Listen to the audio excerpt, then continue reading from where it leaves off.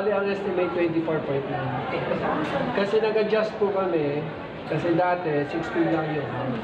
Pero yung kay Senator Pia, umabot ng 47 din. So, more or less, nasa gitna pa. Ba't hindi nangyari? Nagkakaroon lang ng House of Senate version. Po? Bakit hindi nangyari? Well, in the final version that the Senate approved, mababa na rin yung sa pinagsimulan mo. So, lumapit na rin sa kanila, kaya doon na yun nag-agree. Kaya mabilis. Doon na yun nagka-agreehan. So, the version that we last month by the Senate was already much lower than the version I defended. Ang Senate version ba, may ganyung provision na i-send na sa blood for Yes. In the Senate version that was passed on Monday, yes. Napunod yun sa title. Yes.